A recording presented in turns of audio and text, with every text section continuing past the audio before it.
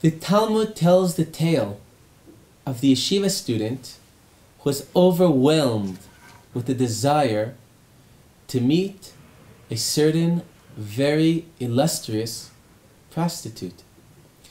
He sent a large sum of money to pay in advance for his meeting, 400 pieces of gold, and made a long journey to meet the lady.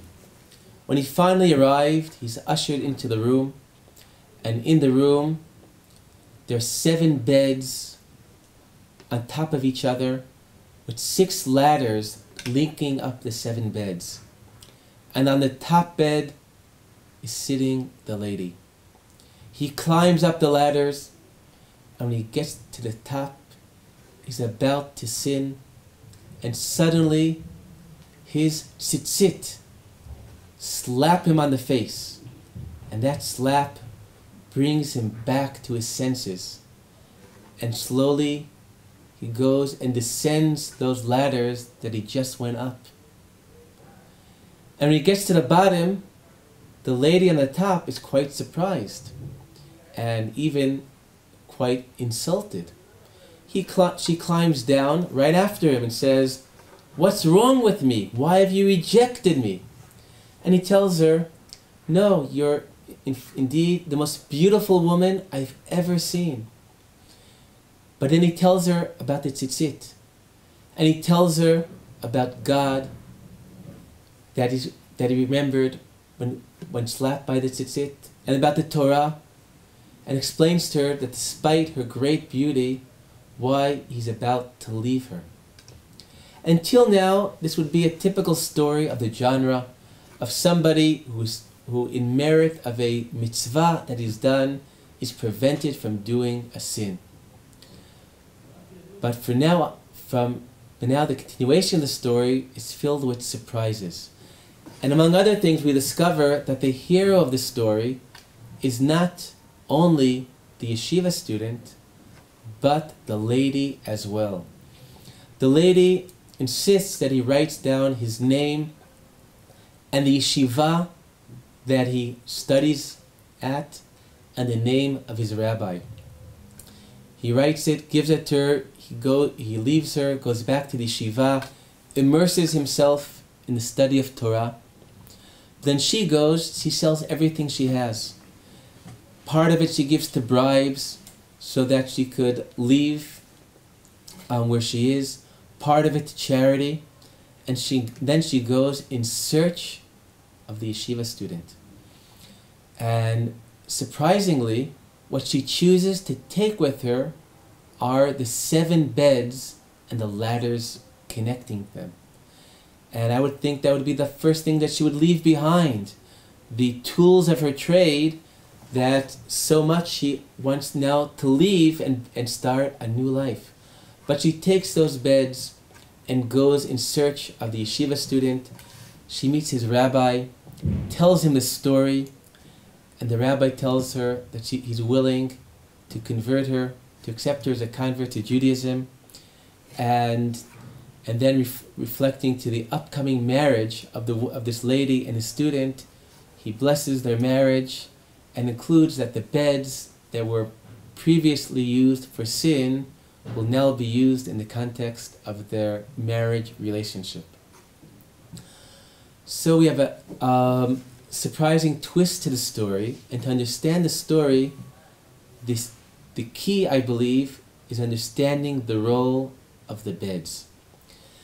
As I mentioned, there are 7 beds that are linked by 6 ladders. And the numbers here are very exact because the Talmud teaches us that tzitzit should have 13 bands wound around them. 7 of them blue and 6 of them white. The 7 blue to reflect the 7 heavens, and the 6 white to reflect the ear connecting them. I could try to demonstrate. And clearly there's a contrast between the commandment of tzitzit, with the 7 heavens and the 6 white between them, and the 7 beds with the 6 ladders between them. We have a contrast between sanctity, holiness, and tuma, and sin. And therefore it even more highlights the role of the beds and their transformance between the beds representing the sin and the beds ultimately becoming part of the covenant of marriage between the lady and the yeshiva student. Now, in the flow of the story, I think could be understood with a concept taught by the Ba'al Shem Tov, the founder of Chassidut. The Ba'al Shem Tov taught that there are 3 stages that a person responds, relates to his Yetsar. Yetsar refers to the desires, the inclinations inside of each person, sometimes called Yetsar Hara, the evil inclination, but often it's referred to as Yetsar. And the Yetsar in Hebrew is connected to the word Yetzirah, which is creativity, reflecting that the Yetsar itself, the different desires and inclinations inside a person, are not evil in themselves, but can be used, often makes one turn to evil. And the Ba'al Shem Tov teaches that in relating to the Yetsar, there are 3 stages. The first stage, we have to do hachna'ah. Hachna'ah of the Yetsar. Hachna'ah would mean to overcome the Yetsar. And there's a struggle between us and our inner desires and Yetsar. In that struggle, we must overcome the Yetsar. The second part, the second stage, he calls hafrada, separation. After the conflict that we have succeeded in defeating, overcoming the Yetsar, we must separate ourselves from the Yetsar. Because if we may have defeated the Yetsar, but we still haven't achieved a mastery of the Yetsar that allows us to stay close to it, because today we've defeated the Yetsar, tomorrow maybe he will defeat us. And the third step is after we've defeated it, after we've managed to separate ourselves from the Yetsar, we now have we have the power to master our desires, and then we can achieve the third state, which he calls hamtaka, which would be literally translated as sweetening, which he calls to uplift and sanctify the Yetsar. Those powerful forces inside of us, instead of having them controlling us, instead of having them taking us to evil, we now embrace these forces and uplift them for good, and bring them to holiness. And these are the 3 stages in the story.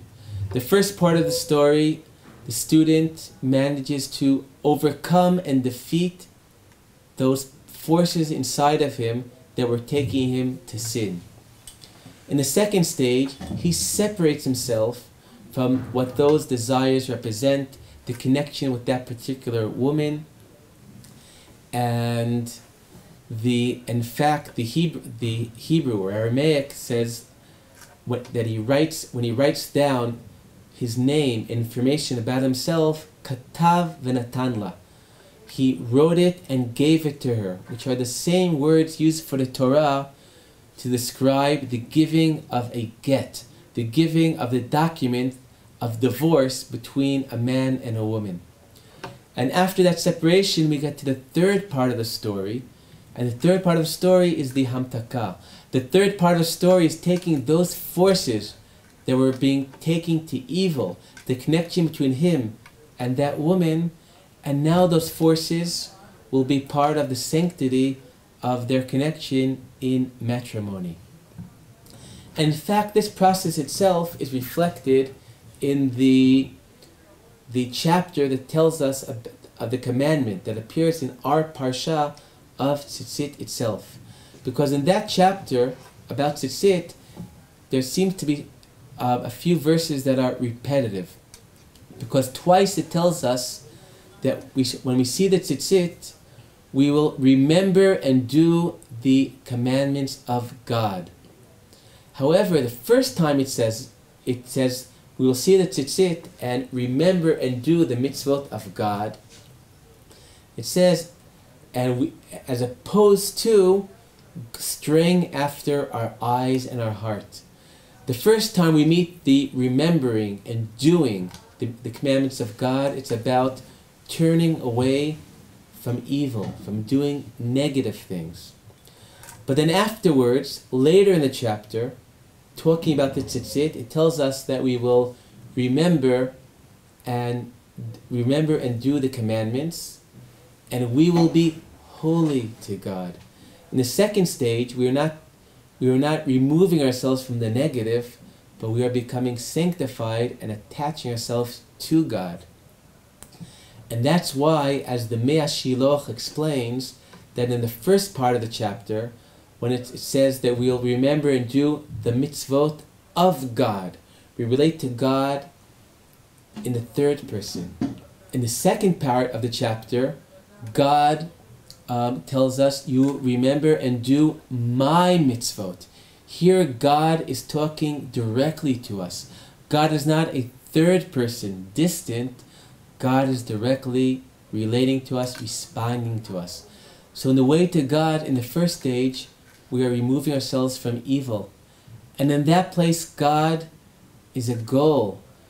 But still a third person. But ultimately, after this process, we are privileged to become close to God, to become sanctified, and respond to God, relate to God, face to face, person to divine. Shabbat Shalom.